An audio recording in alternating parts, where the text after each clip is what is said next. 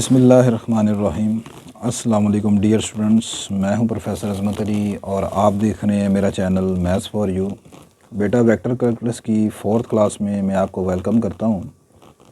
जैसे कि आप लोग जानते हैं कि हमने बीएस मैथमेटिक्स से एक इम्पॉर्टेंट कोर्स वेक्टर कैलकुलस जो है ये स्टार्ट किया हुआ है और इस वेक्टर कैलकुलस में मैं जिन 3 टॉपिक को डिस्कस कर रहा हूँ उनमें पहला टॉपिक वेक्टर एनालिसिस, यानी कि इसमें वेक्टर के मतलब पढ़ेंगे, फिर आपकी मैकेनिक्स है और फिर टेंसर है।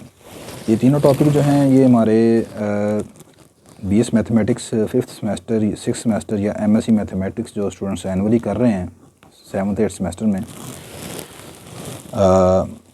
उसमें ये आपके लिए हेल्पफुल होंगे। मैं यहाँ पर लास्ट लेक्चर्स में लाइन इंटीग्रल के ऊपर डिस्कशन कर रहा था। तो लाइन इंटीग्रल में मैंने ऑलरेडी आपको ये बताया कि लाइन इंटीग्रल की डेफिनेशन क्या है, लाइन इंटीग्रल कितनी किस्म के होते हैं। उसके बाद मैंने लाइन इंटीग्रल से जो रिलेटेड कुछ प्रॉब्लम्स थी उसमें वो मैंने डिस्कस की।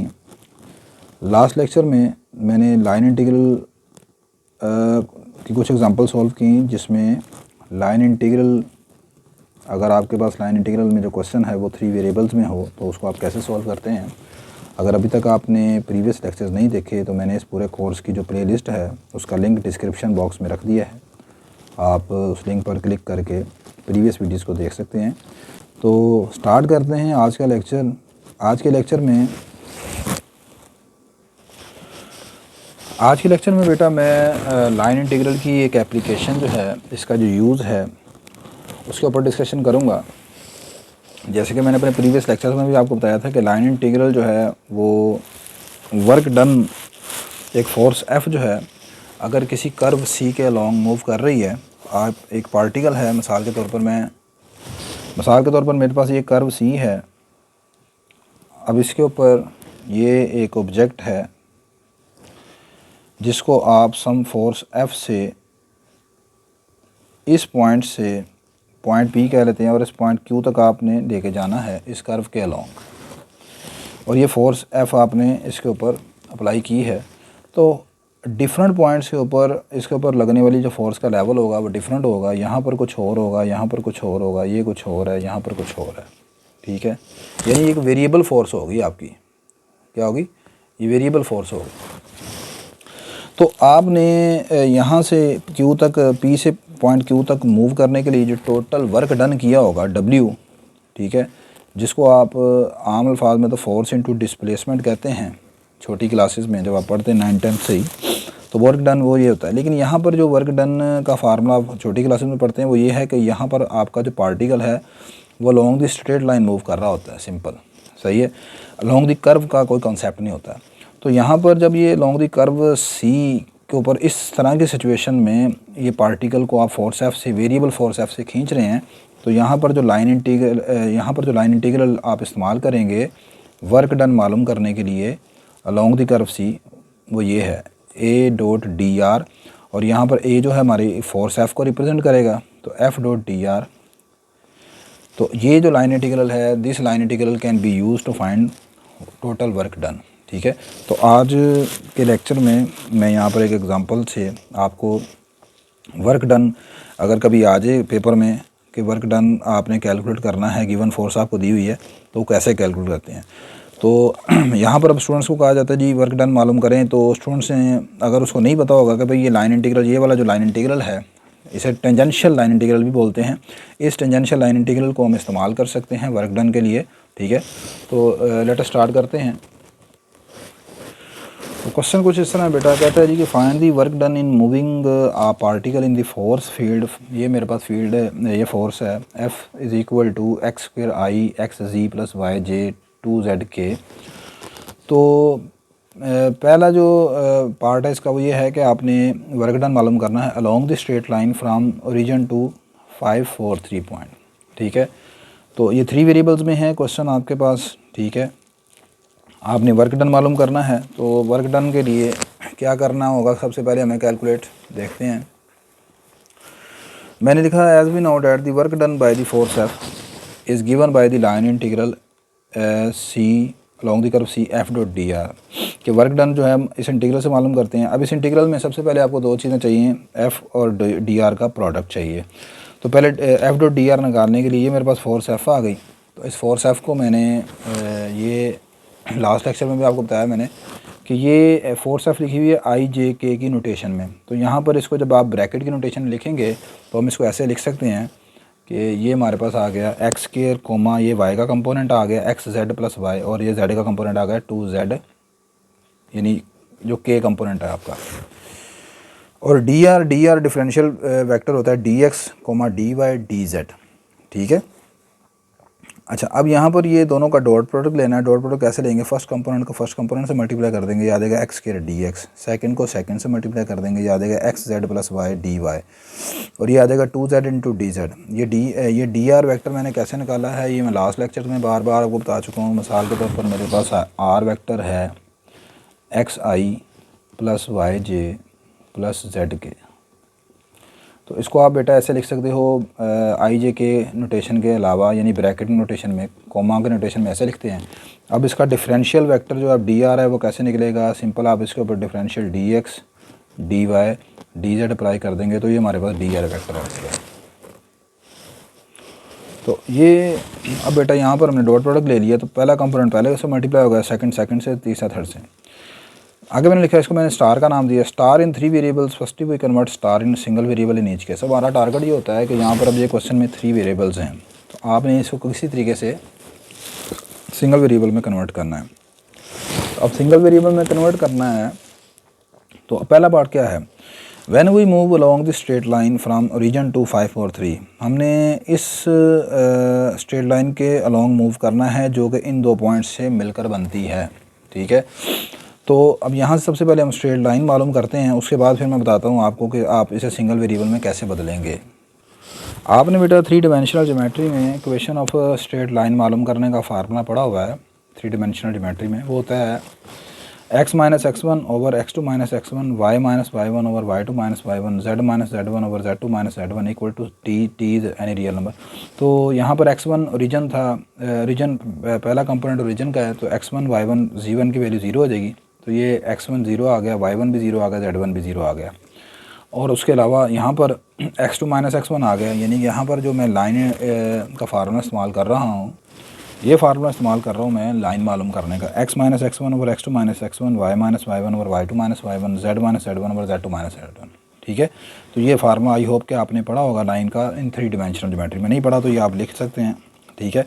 अब यहाँ पर x1 y1 z1 की वैल्यू हमने पुट कर देनी होगी, ठीक है, और नीचे x2 y2 z2 की। तो वो क्या x1 y1 z1 0 0 आ गया, और नीचे आ गया x2 की वैल्यू 5 है और x1 की वैल्यू 0, y2 की वैल्यू 4 है, y1 की वैल्यू 0, z2 की वैल्यू 3 है, z1 0। कैसे ये पॉइंट है, ये हमारे पास पॉइंट पड़ा हुआ है, ये देखें ये पॉइंट है। एक तो ओरिजिन है ना आपका 0 ओरिजिन, और दूसरा ये पॉइंट है 5 4 3। तो ये ओरिजिन के कोऑर्डिनेट को कह दिया मैंने x1 y1 z1, और ये आ गया x2 y2 z2। अच्छा जी बेटा, ये आ गया x ओवर 5, ये आ गया y ओवर 4, ये आ गया z over 3 equal to t आ गया। यहाँ से x की वैल्यू आ गई 5t, y की वैल्यू आ गई 4t, और z की वैल्यू आ गई 3t। लेकिन ये पूरे का पूरा क्वेश्चन आपका इन वेरिएबल t में बदल गया है, सही होगी बात ये। तो f डॉट डी आर में जहाँ जहाँ पर x y z है वहाँ पर ये वैल्यू पुट कर देते हैं। तो यहाँ पर लिखा हुआ था, ये लिखा हुआ है एक्स स्क्वायर डी एक्स। तो यहाँ पर x की जगह हम पुट करेंगे वैल्यू x की, ये y की, z की, और उनके डिफरेंशियल की। तो ये सारी चीज़ पुट करने के बाद हमारे पास जो फाइनल आंसर आता है कुछ इस तरह है। यहाँ पर x की वैल्यू पुट की, x स्क्वायर है तो 5t का स्क्वायर, ये 25t स्क्वायर हो गया। यहाँ पर है dx, तो यहाँ इसका dx कैसे लेंगे, ये 5 बाहर आ जाएगा और t का डिफरेंशियल dt आ जाएगा। फिर यहाँ पर लिखा हुआ था आपके पास 5z, यहाँ पर लिखा हुआ है xz, सॉरी 5z नहीं है। तो ये तमाम वैल्यू सारी यहाँ पर आपके सामने पुट करने के बाद ये फाइनल आंसर मेरे पास ये आ जाता है 185t square plus 34t dt, ठीक है। तो मैं आगे मैंने लिखा है f dot d r depend on t, so we need to find limit of integration of t। की लिमिट ऑफ इंटीग्रेशन अब आपने मालूम करनी है। अब t की लिमिट ऑफ इंटीग्रेशन कैसे मालूम करनी है वो ज़रा हम चेक करते हैं। हमारे पास 2 पॉइंट गिवन थे, एक ओरिजिन था 0 0 और एक है फाइनल पॉइंट 543। इन दोनों पॉइंट्स की मदद से हमने टी की वैल्यू मालूम करनी है। हमारे पास जो टी की वैल्यू कैसे मालूम करेंगे, टी की वैल्यू हम यहाँ से x इक्वल टू 5t से भी मालूम कर सकते हैं, या हमारे पास y की वैल्यू 4t है यहाँ से मालूम कर लें, या z की वैल्यू 3t है। इन तीनों में से किसी एक वेरिएबल में आप ये वाला पॉइंट पुट करके टी की वैल्यू मालूम कर सकते हैं। मिसाल के तौर पर मेरे पास x की वैल्यू 5t है, यहाँ पर x अगर 0 पुट करता हूँ तो टी की वैल्यू 0 आ जाएगी, x 0 t 0। अगर आप इधर पुट कर लें y 0 तो तब भी t 0 है, अगर आप z 0 पुट कर लेते हैं तब भी t 0 है। इसी तरह आपने जो फाइनल पॉइंट है उस पर भी टी की वैल्यू मालूम करनी है। तो फाइनल पॉइंट में यहाँ पर x का कंपोनेंट x की वैल्यू 5 है, तो यहाँ पर 5 पुट करता हूँ x की जगह, तो टी की वैल्यू 1 आ जाएगी। x की जगह यहाँ पर 5 पुट किया तो टी की वैल्यू 1 आ गई। अच्छा, अगर आप x से नहीं मालूम करना चाहते तो y से मालूम कर लें। आपने टी की वैल्यू मालूम करनी है, x y z की वैल्यू मालूम नहीं करनी। अब यहाँ पर y की वैल्यू 4 है, y की वैल्यू 4 यहाँ पर पुट करेंगे तो t तब भी 1 आएगा। अगर z की जगह 3 पुट करते हैं तो तब भी t 1 आ जाएगा। मतलब ये हुआ कि t की वैल्यू फर्स्ट पॉइंट पर रीजन के ऊपर 0 है और फाइनल पॉइंट पर आंसर कितना है 1 है। तो t की वेरिएशन 0 से 1 आ गई, तो ये आ गई t की लिमिट 0 से 1 आ गई। एफ डॉट डी आर की वैल्यू ये सारी आ गई है, इसको यहाँ पर पुट कर देते हैं। अब इसकी इंटीग्रेशन आप कर लें, 185 कांस्टेंट अब बाहर आ जाएगा, टी स्क्वायर की इंटीग्रेशन होगी टी क्यूब ओवर 3 34/2 आ जाएगा। टी की इंटीग्रेशन टी स्क्वायर आ गई, टी स्क्वायर बाई 2 आ गई। लिमिट ऑफ इंटीग्रेशन आप 0 से 1 ये पुट कर देंगे, फाइनल आंसर सारा सॉल्व करें 236/3 आ गया इसका आंसर। तो ये total work done along the straight line, पहले पार्ट में आंसर 236/3 आ गया। सेकंड पार्ट में बेटा आपको कहा जा रहा है कि अब आपने along the space curve x is equal to t square, y is equal to t, z is equal to t square plus 2 t square plus t, इस मरतबा उसने जिस कर्व के अलोंग मालूम करने के लिए आपको वर्क डन का कहा है, वो कर्व खुद ही इन फॉर्म ऑफ टी आपको गिवन है। पहले तो हमने खुद बना लिया था ना इन टर्म ऑफ टी, तो यहाँ पर आपको खुद इन टर्म ऑफ टी आपको दे दी गई है वैल्यू। तो सिंपल क्वेश्चन बिल्कुल वैसे ही होगा। ये एफ डॉट डी आर हम निकाल चुके थे पहले, ये सारा है, इसमें values of x y z put कर दी इन स्टार में, तो यहाँ पर एक्स वाई जी की वैल्यू तमाम पुट कर देते हैं।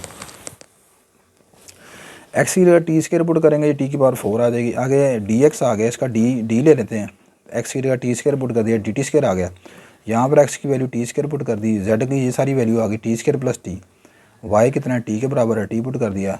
फिर यहाँ पर डी टी आ गया, 2 आ गया। आगे जेड की वैल्यू टी स्क्वायर प्लस 2 है, टी स्क्वायर प्लस टी है, ये पुट कर दी डी जेड, इसका D T square plus T. ये अब डी टी का स्क्वायर कैसे निकालना है, जिस तरह पावर रूल लगाते हैं, पावर रूल कैसे लगाते हैं, पहले पावर शुरू में यानी टी स्क्वायर का डेरिवेटिव 2t और आगे टी का डिफरेंशियल डी टी, इसको अंदर मल्टीप्लाई कर दिया, टी की power 4 plus T cube plus T आ गया। इसी तरह ही यहाँ पर ये आ गया 2 into T square plus T, इसका डेरिवेटिव कैसे लेंगे, टी स्क्वायर का डेरिवेटिव 2t और आगे टी का डिफरेंशियल डी टी। असल में तो हमने डिफरेंशियल लेना होता है, मैं डेरिवेटिव इसलिए बार बार कहता हूँ कि वो डेरिवेटिव आपको जल्दी जल्दी निकालने आता है ना। तो टी स्क्वायर का डेरिवेटिव 2t आ गया, आगे साथ आपने सिर्फ dt लिखना है। डेरिवेटिव में तो सिर्फ 2t लिखते हैं आप, ऐसे सिर्फ 2t, लेकिन यहाँ पर जो कि डिफरेंशियल है तो साथ डिफरेंशियल का मतलब है dt भी लगाना है। आगे यहाँ पर ये d इसके ऊपर अप्लाई होगा, t के ऊपर dt आ जाएगा। अब इन तीनों टर्मों को सॉल्व करने के बाद, सब कुछ ये कॉमन शॉमन निकालने के बाद, dt वगैरह कैलकुलेशन आपके सामने है, आप इसको ज़रा तसल्ली से देख सकते हैं। मकसद मेरा सिर्फ ये है कि आपका कॉन्सेप्ट क्लियर करना है कि मुख्तलिफ़ किस्म के क्वेश्चन अगर आपको पेपर में आते हैं तो आप उसको कैसे टैकल कर सकते हैं।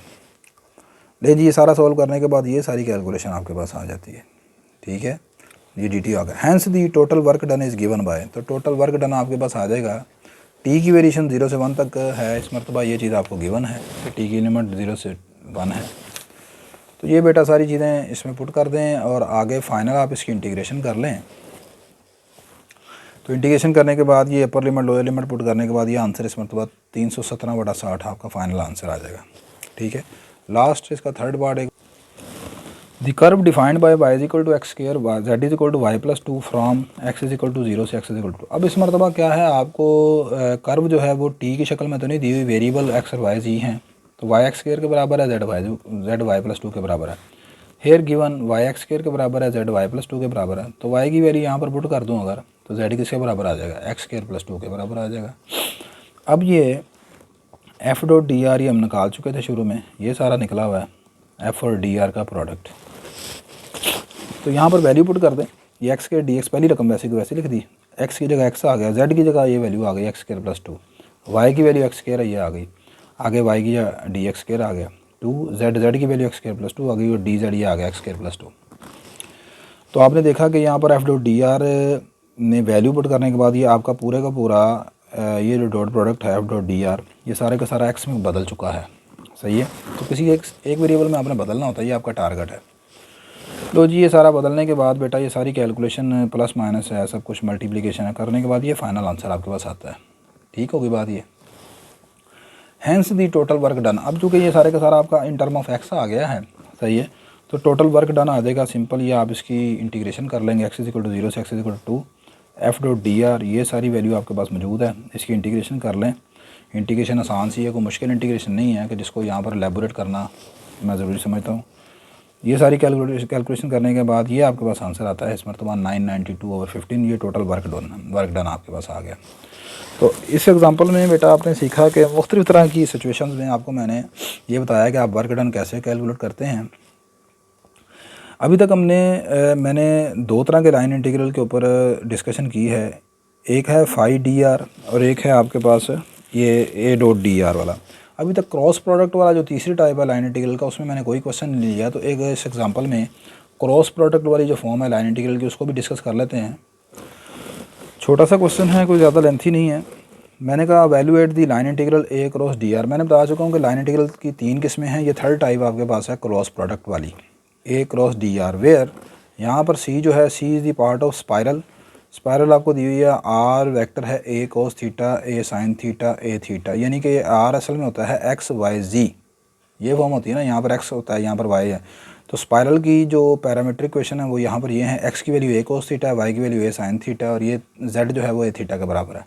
कॉरस्पॉन्डिंग टू थीटा, थीटा की यहाँ पर वेरिएशन जो है 0 से π/2 के दरमियान है। और अगली बात यह है कि यहाँ पर ये जो वेक्टर पॉइंट फंक्शन ए है वो है आर स्क्वायर आई के बराबर। मैंने लिखा जी सबसे पहले आपने डी आर डिफरेंशियल वेक्टर निकालना है, d r first we evaluate integrand यानी कि ये जो अंदर वाली चीज़ है उसको कैलकुलेट करना है। तो इसमें डी आर चाहिए मुझे, डी आर कैसे निकलेगा, इसका डिफरेंशियल ले लेते हैं। ए कांस्टेंट है बाहर आ जाएगा, कोस के ऊपर डी अप्लाई हो जाएगा, फिर ए कोफिशिएंट है बाहर आ जाएगा, साइन के ऊपर अप्लाई हो जाएगा डी, ए बाहर आ जाएगा, थीटा के ऊपर डी अप्लाई हो जाएगा। कोस का डेरिवेटिव यानी डिफरेंशियल माइनस साइन थीटा आ गया, आगे थीटा का डी आ गया, फिर साइन का डिफरेंशियल कोस थीटा आ गया, आगे थीटा का डी आ गया, ये डी थीटा आ गया। ठीक हो गया, ये हमारे पास डी आर निकल आया। अगली चीज़ निकालनी है A cross D R. Cross product आप कैसे निकालते हैं, आप जानते हैं, ये डिटर्मिनेंट आ जाएगा आई जे के, ए के वेक्टर ए के आई के नीचे इसका वेक्टर ए में आपको सिर्फ आई कंपोनेंट गिवन है, तो जे और के ज़ीरो होंगे यहाँ पर। तो आई का इधर कोफिशिएंट है आर स्क्वायर, तो आई के नीचे आर स्क्वायर लिखेंगे, इसमें जे और के नहीं है तो वो 0 आ जाएंगे। अगली चीज़ है डी आर। तो डी आर में ये जो पहला कंपोनेंट आप जानते हैं आई का है, तो इसको आई की जगह लिख दिया माइनस ए साइन थीटा डी थीटा। अगला जे का है तो जे की जगह लिख दिया, अगला के का है तो के आ गया। एक्सपेंडिंग फ्राम R2 से एक्सपेंड करना है। अब डिटर्मिनेंट एक्सपेंड करते वक्त आपने जानते हैं, आपने शुरू में ये साइन भी लगाने होते हैं प्लस माइनस के। तो साइन कैसे लगते हैं आप जानते हैं, डिटर्मिनेंट में पहला साइन प्लस का, फिर माइनस का, फिर प्लस का, फिर माइनस का। तो यहाँ से अगर आप एक्सपेंड करेंगे तो स्टार्टिंग में माइनस आएगा, सही है। तो minus r square second row छोड़ देंगे, फर्स्ट कॉलम छोड़ देंगे, बाकी बचेगा जे के ए कोस थीटा ए थीटा का डिटर्मिनेंट। आई होप कि आपको ओपन करने आता है। ये चीज़ सारी आ गई आपके पास, ए कोस थीटा डी थीटा और ए डी थीटा। अब ये 2/2 का डिटर्मिनेंट हो गया, ये कैसे ओपन करना है, ये तो आसान आप जानते हैं, ये इधर मल्टीप्लाई हो जाएगा, ये इधर मल्टीप्लाई हो जाएगा, सेकंड दरमियान में माइनस आ जाएगा, ये आ जाएगा A D theta J minus A cos theta D theta के। क्वेश्चन नंबर 1 कह दिया इसे। अब यहाँ पर आर स्क्वायर की वैल्यू हम निकालते हैं। देखें जी, मेरे पास आर वेक्टर गिवन है, A cos theta A sine theta A theta, ये गिवन दिया हुआ है। आर स्क्वायर का मतलब है कि आर वेक्टर की मैग्नीट्यूड निकालेंगे, फिर उसका स्क्वायर करेंगे। आर वेक्टर की मैग्नीट्यूड और उसका स्क्वायर कैसे निकलेगा, वेक्टर की मैग्नीट्यूड कैसे निकालते हैं, फर्स्ट कंपोनेंट का स्क्वायर प्लस सेकंड कंपोनेंट का स्क्वायर, थर्ड कंपोनेंट का स्क्वायर, ऊपर आ गया अंडर रूट और ये बाहर ऊपर आ गया स्क्वायर। ठीक है, अच्छा ये स्क्वायर और अंडर रूट कैंसिल हो गए, ये रह गया ए स्क्वायर कॉस स्क्वायर थीटा, ये आ गया ए स्क्वायर साइन स्क्वायर थीटा ए स्क्वायर थीटा स्क्वायर। इन दोनों में से ए स्क्वायर कॉमन आ गया, तो cos square theta plus sine square theta 1 के बराबर आ गया, ये आ गया ए स्क्वायर प्लस ए स्क्वायर थीटा। ए स्क्वायर कॉमन आ गया तो ये आ गया 1 प्लस थीटा का स्क्वायर। ये हमारे पास आर स्क्वायर की वैल्यू आ गई है।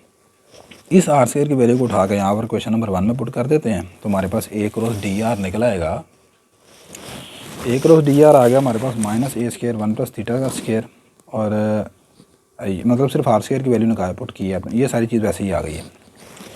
अच्छा, अब इसको अंदर मल्टीप्लाई करवा देते हैं, तो ये आ जाएगा माइनस ए स्केयर और ए क्यूब बन गया, आगे 1 प्लस थीटा का स्केयर आ गया, ये आ गया डी थीटा, और ये जे आ गया। अगली चीज़ minus minus plus A cube, आगे आ गया 1 प्लस थीटा का square cos theta D theta के, integrating on both side over the interval 0 से π/2, क्योंकि थीटा की लिमिट आपको उसने खुद गिवन दी थी 0 से π/2 के दरमियान। थीटा की जो वेरिएशन है ये क्वेश्चन के शुरू में आपको दी हुई है, 0 से π/2 पर आपने इसे इंटीग्रेट करना है। तो ये बेटा आपके पास आ जाएगा इंटीग्रेशन में, ये पहला यहाँ पर माइनस ए क्यूब और जे को बाहर निकालेंगे, 1 प्लस थीटा स्केयर की इंटीग्रेशन आ जाएगी, यहाँ से ए क्यूब और के बाहर आ जाएगा, ये आ जाएगा 1 प्लस थीटा का स्केयर कॉस थीटा की इंटीग्रेशन। अच्छा, यहाँ पर 1 की इंटीग्रेशन थीटा हो गई, थीटा स्केयर की इंटीग्रेशन हो गई थीटा क्यूब ओवर 3, ये आ गया ए क्यूब ए थीटा के, और इस सारे की इंटीग्रेशन कैसे करनी है, यहाँ पर बाई पार्ट इंटीग्रेशन लगाई है मैंने सारी। अब यहाँ पर मैं आपको एक आसान ट्रिक भी बताने लगा हूँ, और बड़ा इंपॉर्टेंट ट्रिक है, ज़रा इसको गौर से देखिएगा कि आप इन दोनों के ऊपर बाई पार्ट इंटीग्रेशन लगाने की बजाय ये एक आसान सा ट्रिक इस्तेमाल करें, क्योंकि जब क्वेश्चन एक बहुत लेंथी होता है तो यहाँ पर सारी सी बात है अपने बीच में बाई पार्ट इंटीग्रेशन शो करने की ज़रूरत नहीं है कि मैंने यहाँ पर आप लिखें बीच में कि मैं भाई यहाँ पर बाई पार्ट इंटीग्रेशन इस्तेमाल कर रहा हूँ, लिहाजा उससे ये आंसर आया है, इतना करने की ज़रूरत नहीं है। आप डायरेक्ट यहाँ पर उसका आंसर लिख सकते हैं। अब वो डायरेक्ट आंसर कैसे लिखना वो ज़रा चेक करते हैं। अब यहाँ पर एक्चुअली मैंने ये इसकी इंटीग्रेशन करनी है। एक तरीकाकार ये है कि मैं इस पर बाई पार्ट इंटीग्रेशन लगा दूँ, और दूसरा तरीकाकार सुने क्या है। देखें जी, यहाँ पर मेरे पास दो फंक्शन है, ये फर्स्ट फंक्शन हो गया, ये सेकंड फंक्शन हो गया। ये एक ट्रिक आपको बता रहा हूँ मैं। आपने इन दोनों में से किसी एक फंक्शन को बतौर डेरिवेटिव के तौर पर रखना है और किसी एक को इंटीग्रेशन के तौर पर रखना है। एक को डेरिवेटिव, एक को इंटीग्रेशन। अब आपने किसको डेरिवेटिव के तौर पर रखना है, किसको इंटीग्रेशन के तौर पर रखना है, वो जरा देखें। आपने देखना है कि इनमें से किसका मुसलसल डेरिवेटिव लेने से उसका डेरिवेटिव ख़त्म हो जाएगा। तो आप जानते हैं कि 1 प्लस थीटा स्केयर का डेरिवेटिव अगर आप मुसलसल लेते जाएंगे तो ये डेरिवेटिव ख़त्म हो जाएगा। कोस का डेरिवेटिव बार बार लेने से कोस का डेरिवेटिव कभी भी ख़त्म नहीं होगा। कोस का डेरिवेटिव आ जाएगा माइनस साइन, फिर माइनस साइन का डेरिवेटिव आ जाएगा प्लस कोस माइनस कोस, तो वो चलता जाएगा। इसको रखें आप इंटीग्रेशन के तौर पर जिसका डेरिवेटिव नहीं ख़त्म होता, और इसको रख लें आप डेरिवेटिव के तौर पर। अब मैं कहता हूँ इसका डेरिवेटिव मुसलसल डेरिवेटिव निकालें, तो 1 का डेरिवेटिव 0 हो गया, थीटा स्केयर का डेरिवेटिव 2 थीटा आ गया, फिर इसका डेरिवेटिव निकालें 2 थीटा का डेरिवेटिव 2 आ गया, फिर 2 का डेरिवेटिव 0, ख़त्म हो गई बात। अब आगे जाने की ज़रूरत नहीं है। कोस की इंटीग्रेशन साइन थीटा, साइन की integration minus cos theta, minus cos theta की इंटीग्रेशन माइनस साइन थीटा। ठीक होगी बात ये। अच्छा, अब यहाँ पर अगला काम आपने ये करना है, ये एरो लगाएं, इसको इससे मिला दें, इसको इससे मिला दें, इसको इससे मिला दें, मिला दिया। अब अगली चीज़ यहाँ पर ना कुछ आपने प्लस माइनस का साइन लगाने हैं। पहला साइन प्लस का, फिर ये माइनस का, फिर ये प्लस का। अब ये मतलब क्या हुआ, अब सुने ज़रा इसकी इंटीग्रेशन का जवाब क्या आएगा, सुन लें। इसकी इंटीग्रेशन का बेटा जवाब ये आएगा, पहले ये दोनों आपस में मल्टीप्लाई हो जाएंगे, यानी जो पहला एरो लगा हुआ 1 प्लस थीटा का स्केयर इंटू साइन थीटा, आगे ये इससे मल्टीप्लाई होगा, लेकिन ये वाला माइनस और ये वाला माइनस कर देगा इसको प्लस, तो अगली रकम आएगी plus 2 theta into cos theta. आगे ये इससे मल्टीप्लाई होगा, ये प्लस माइनस माइनस हो गया, माइनस 2 साइन थीटा। लो जी, ये हमारे पास एक आसान सा ट्रिक है। ठीक है, इस ट्रिक की मदद से आप इसकी इंटीग्रेशन बाई पार्ट को इस तरह सॉल्व कर सकते हैं। लेकिन ये ट्रिक आपके पास तब हेल्पफुल होगा जब आपको कोई ऐसे दो फंक्शन हों जिनमें से किसी एक का डेरिवेटिव लेने से, मतलब पॉलिनोमियल फंक्शन जो होते हैं ना, उनका डेरिवेटिव लेने से मुसलसल ख़त्म हो जाता है। यहाँ पर थीटा है ना, आप समझे कि एक्स स्क्वायर लिखा हुआ, तो एक्स स्क्वायर का मुसलसल डेरिवेटिव लेने से वो ख़त्म हो जाता है। ठीक है, तो ये इंटीग्रेशन बाई पार्ट यहाँ पर हम इस तरीके से इस ट्रिक की मदद से कर सकते हैं। ठीक है, आई होप कि आपको ये ट्रिक अच्छा लगा होगा। तो अब ये वाली तमाम वैल्यू आप वहाँ पर देखेंगे नोट्स में, मैंने यही सारा लिखा हुआ है डायरेक्ट। तो ये बेटा यहाँ पर मैंने जो आपको इंटीग्रेशन समझाई, ट्रिक समझाया, उसके मुताबिक ये आ गया 1 प्लस थीटा का square sine theta plus 2 theta cos theta minus 2 sine theta. Integration ख़त्म हो गई, लिमिट आ गई 0 से π/2। इधर लिमिट अप्लाई कर देंगे, थीटा की जगह π/2 आ गया, ये 1/3 आ गया, थीटा की जगह π/2 का क्यूब बन गया, ये 3 a⁴ k आ गया। अब यहाँ पर आप सारी ये upper limit lower limit put करें, इसका फाइनल आंसर अंदर आता है 1 plus pi square over 4 minus 2। ये लिमिट आप अप्लाई कर सकते हैं। तो ये बेटा सारी लिमिट अप्लाई करने के बाद आ गया 1 plus pi square over 4 minus 2। इधर ये मैंने ओपन कर दिया, आ गया पाई/2 प्लस पाई/2 पाई का क्यूब ओवर 8, ये 1 - 2 -1 रह गया, ये पाई² ओवर 4 आ गया। तो ये आपके पास आ जाएगा जी final answer -A3J pi pi cube over 24 plus A3K pi over 4 -1। ठीक है, तो आई होप बेटा कि आज के लेक्चर की आपको अच्छी तरह समझ आ गई होगी। मैंने आज के लेक्चर में आपको वर्क डन वाली एग्जांपल प्रॉब्लम बताई कि आपको अगर क्वेश्चन में कभी वर्क डन निकालने के लिए कह दे तो आप लाइन इंटीग्रल की मदद से वर्क डन कैसे कैलकुलेट करते हैं। दूसरा ये कि क्रॉस प्रोडक्ट वाली एग्जांपल आपके साथ मैंने शेयर की। अगर किसी चीज़ की कोई चीज़ समझ ना आई हो, कोई प्रॉब्लम हो, कहीं से कोई कंसेप्ट नहीं समझ आ रहा, तो मेरा ये जो व्हाट्सएप का नंबर आपके सामने आ रहा है, आप इस पर मुझे मैसेज करके बता सकते हैं, मैं इंशाल्लाह आपको रिप्लाई करूँगा। दूसरा मेरी ये वीडियो बेटा अगर आपके लिए हेल्पफुल है तो मेरी इस वीडियो को आप लाइक करें, शेयर करें, मेरे चैनल को सब्सक्राइब करें। इंशाल्लाह नेक्स्ट लेक्चर में आपसे दोबारा मुलाकात होती है। अल्लाह हाफ़िज़।